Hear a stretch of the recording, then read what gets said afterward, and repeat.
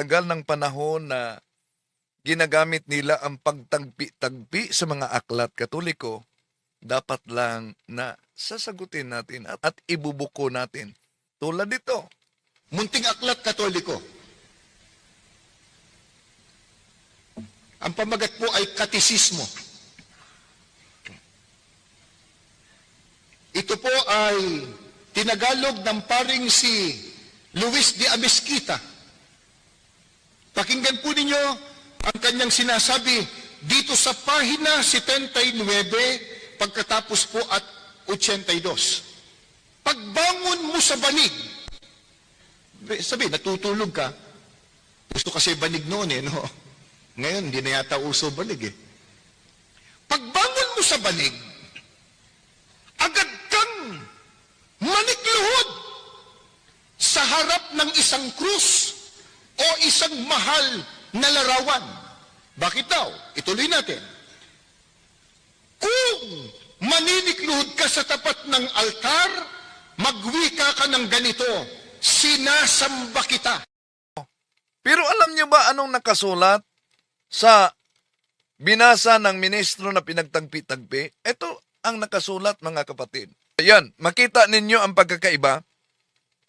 Mula sa pahina 79, abay, biglang lumundag ang mga ministro sa pahina 82 dahil pinagtagpi-tagpi nila. So makita natin, mga kapatid, yung uri ng pangangaral sa mga ministro ni Felix Manalo, talagang isang harap-harapan na pandaraya ang ginawa nitong mga alagad ni Felix Manalo.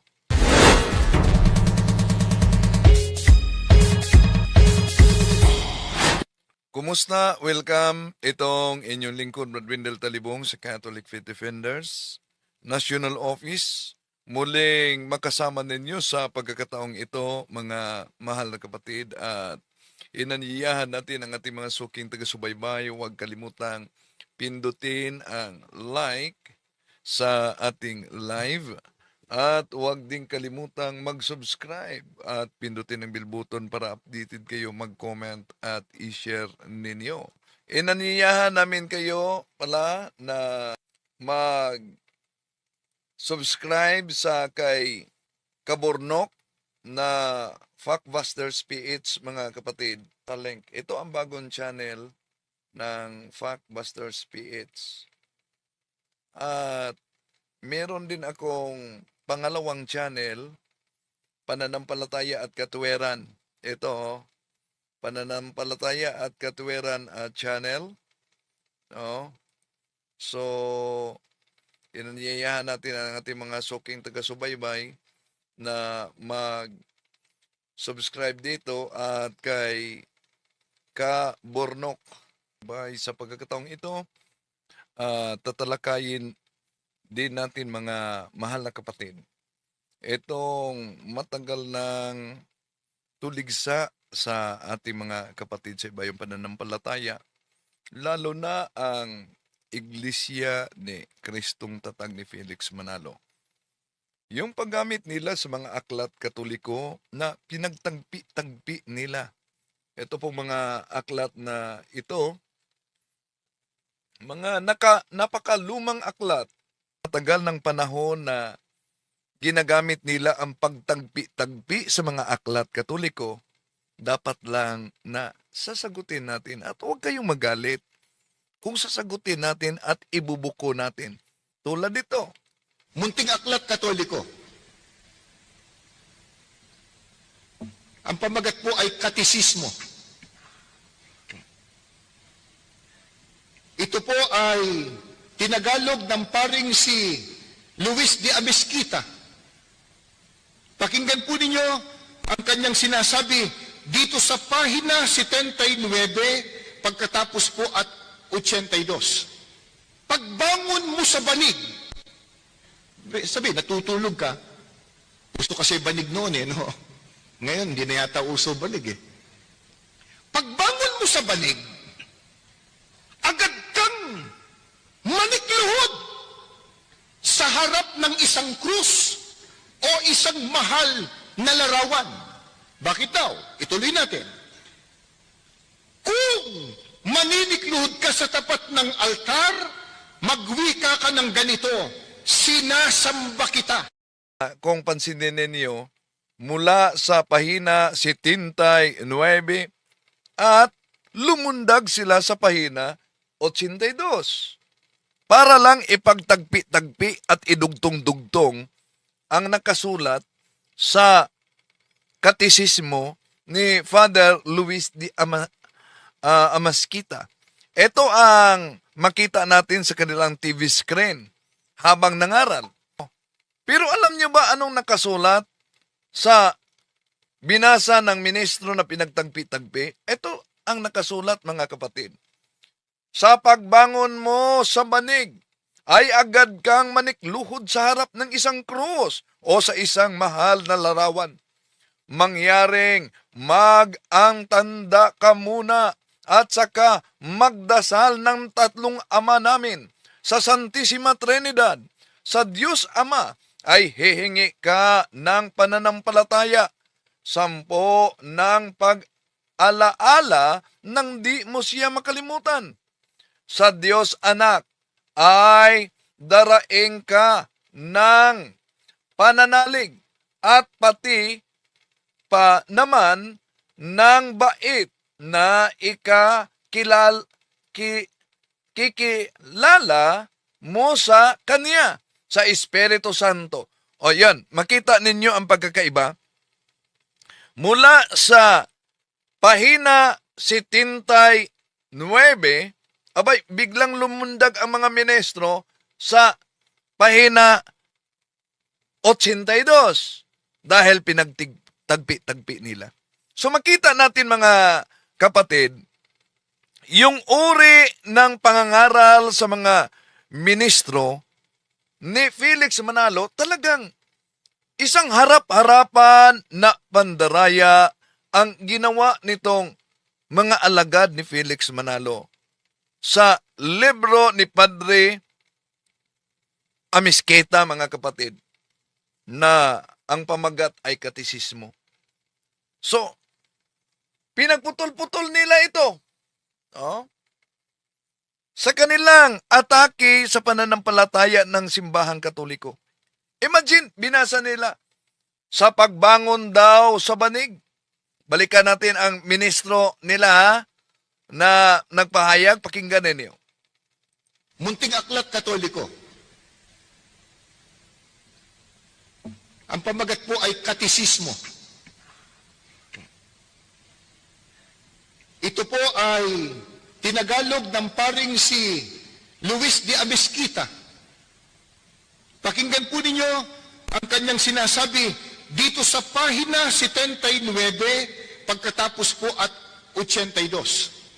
Pagbangon mo sa banig, sabi, natutulog ka. Gusto kasi banig noon no? Ngayon, hindi na yata uso banig Pagbangon mo sa banig, Buti pa sa mga ministro, di na uso ang banig, kama na sila. kang manikluhod sa harap ng isang krus o isang mahal na larawan. Bakit daw? Ituloy natin. Kung maninikluhod ka sa tapat ng altar, magwika ka ng ganito, sinasamba kita. Yan. Magwika ka ng ganito, sinasamba kita. Kaya, sasabihin ng mga mangangaral sa Iglesia ni Kristong kay Manalo, yan po ang binanggit ng katisismo ninyo. Pasinungalingan ba ninyo ang nakasulat sa katisismo ninyo na ang may akda ay isang paring Katoliko na si Father Luis de Amasqueta? Mga kapatid, ano po talaga ang nakalagay sa pahina 72 79 at 82 sa aklat na ito? Kung tingnan natin ang binasa at pinagputol-putol, tagpi-tagpi ng ministro ni Manalo, ito po ang nakasulat, mga kapatid. Sa pagbangon mo sa banig ay agad kang manikluhod sa harap ng isang cross o sa isang mahal na larawan. Mangyaring mag-antanda ka muna at saka magdasal ng tatlong ama namin sa Santissima Trinidad, sa Diyos Ama, ay hihingi ka ng pananampalataya. Pinutol yan ng mga ministro, agad silang lumundag sa pahina 82. Pero kung tingnan natin sa pahina 79, nasaan ba ang salitang sinasamba kita? Wala pong mabasa na sinasamba kita. Kaya lumundag sila sa pahina 80 mula sa 79, lumundag sila sa pahina 82. Di ba? Ang layo. Ito'y malinaw na isang pagmamagic sa aklat katoliko na ginawa ng mga ministro ni Felix Manalo. Sa referensya na ang may akda ay paring katoliko, ngunit nang nasa kamay na ng mga ministro, ang referensya ay naging diferensya. So, ito ang mabasa sa pagtagpi-tagpi nila mga kapatid. Pansinin ninyo, ang nakasulat.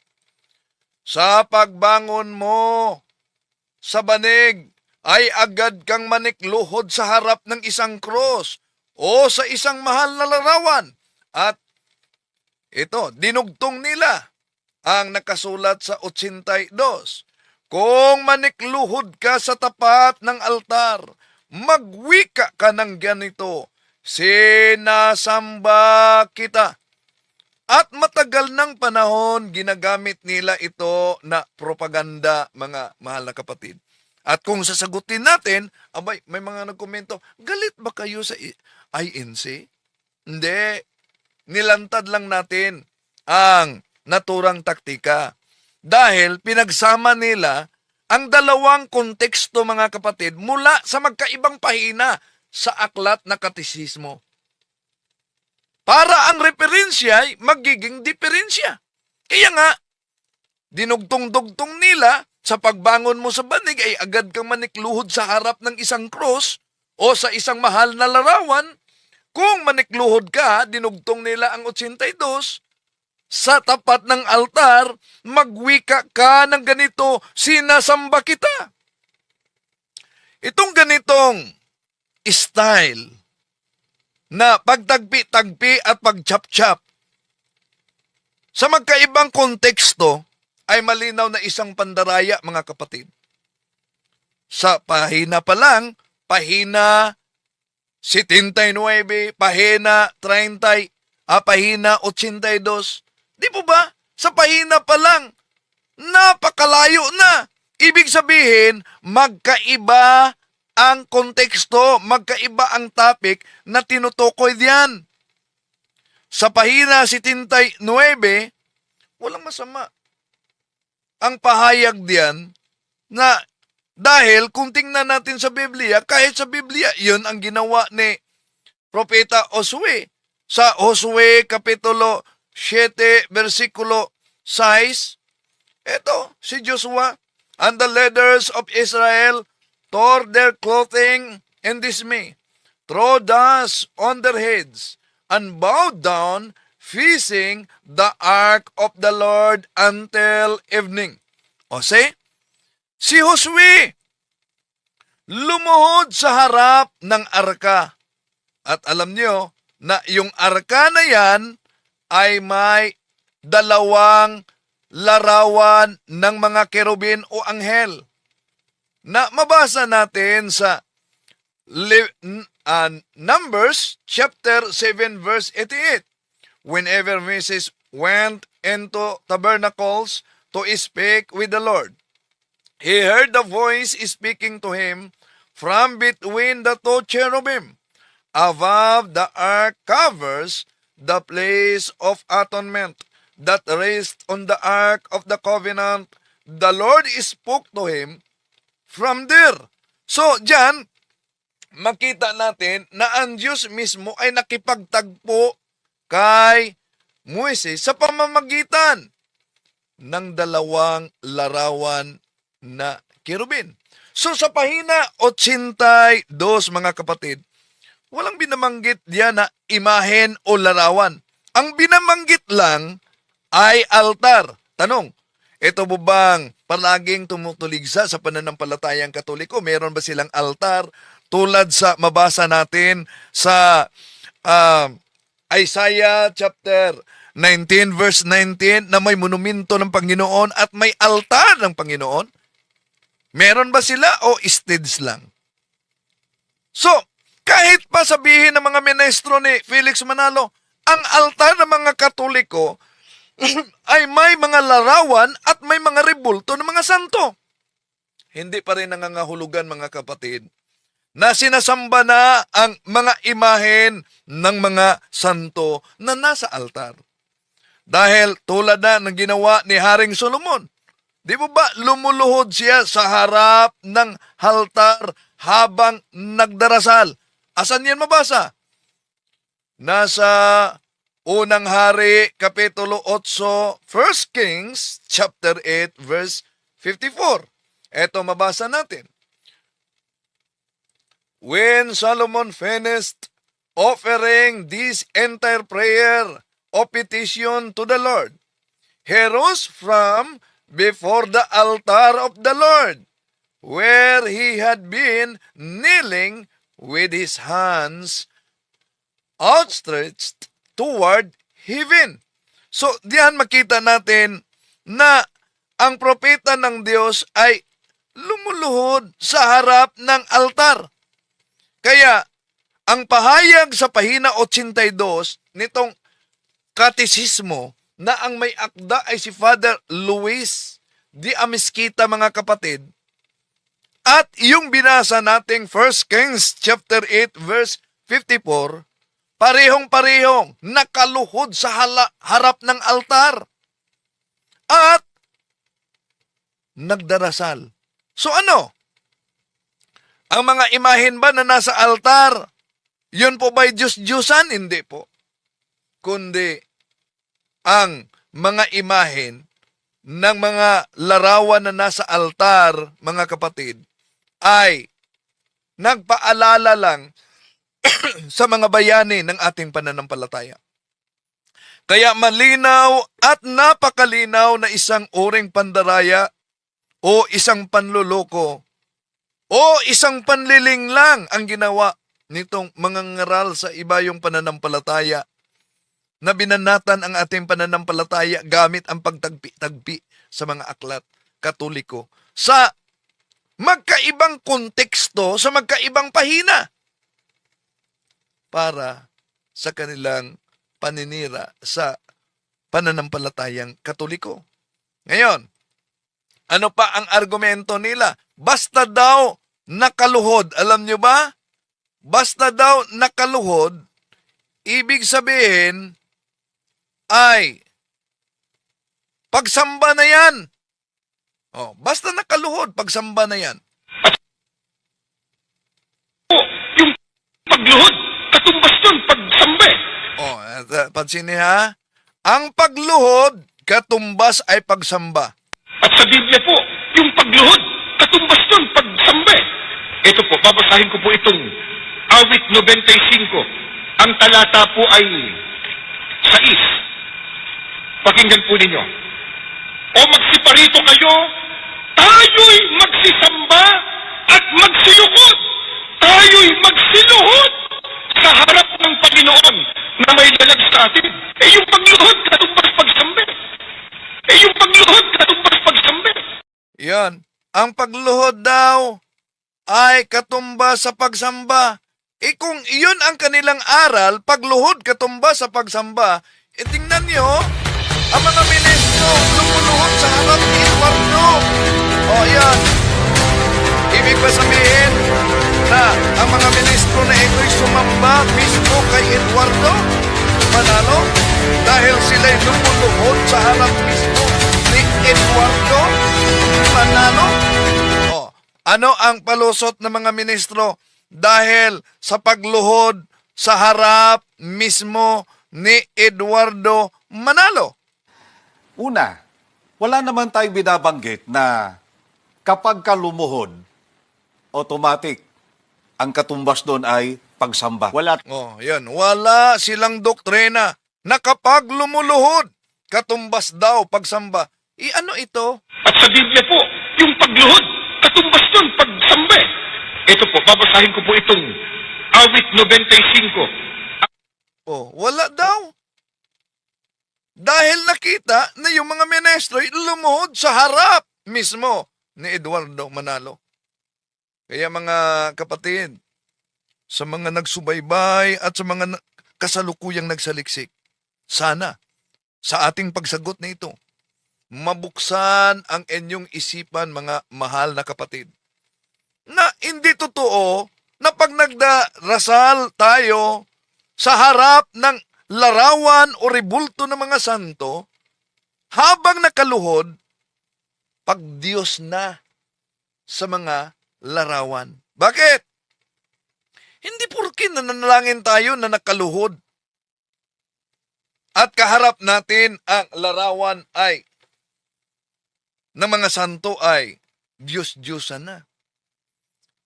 Di ba nila alam sa Bagong Tipan, Gawa Kapitulo 9:40, si San Pedro nanalangin, nakaluhod. Yun bang kaharap ni San Pedro?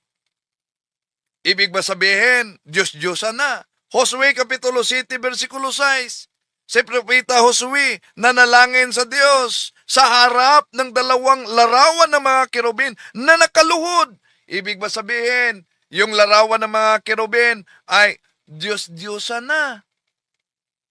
Kaya, hindi po ibig sabihin na nakaluhod sa harap ng larawan, yung larawan na yan ay Diyos-Diyosan na, mga kapatid. Pero, ang iba nilang pahayag kasi, abay, tingnan nyo kayong mga Katoliko, hindi po ba humahalik kayo sa mga larawan?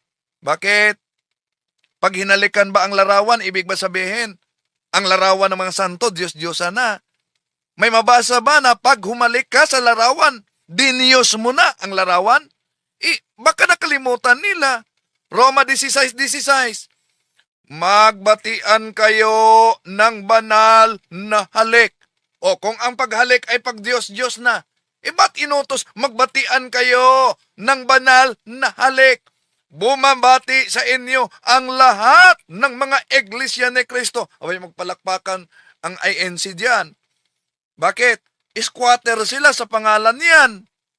Pero, Catechism of the Catholic Church 811, napakalinaw. This is the sole Church of Christ, in which in the creed we profess the one holy Catholic Apostolic Roman Church. I am Catholic.